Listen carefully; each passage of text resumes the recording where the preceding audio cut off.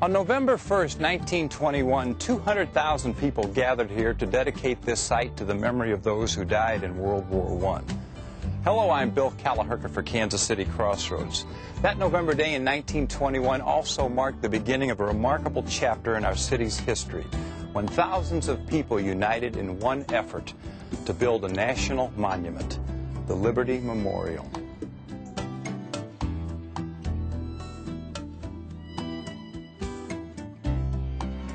They raised $2.5 million in less than 2 weeks.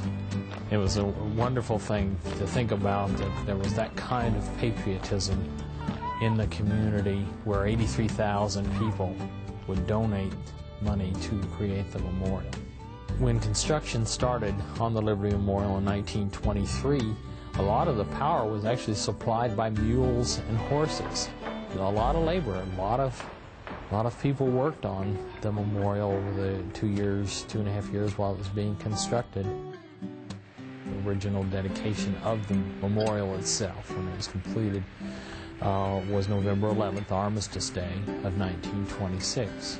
Again, probably 200,000 people were here. You look at the photographs of that dedication, and it's just everywhere. It's just a sea of people.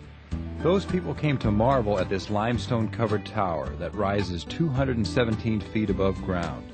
And atop this grand monument to those who fought and died in World War I are 4 guardian spirits who symbolize courage, honor, patriotism, and sacrifice.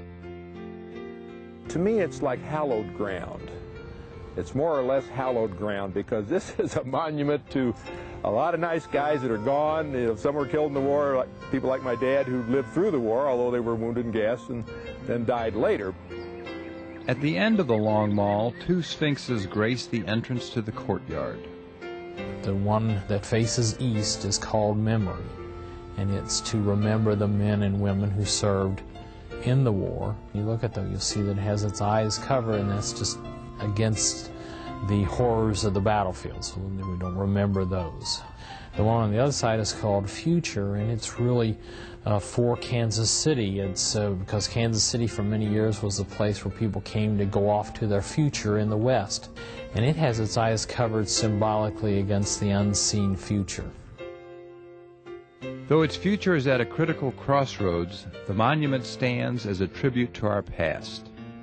The names in bronze on the wall in Memory Hall at the Liberty Memorial represent the 441 Kansas Cityans who died during the war. And so those names are probably the most important part of the memorial, is that those are the people it was really built for, and those are the people that it still stands for.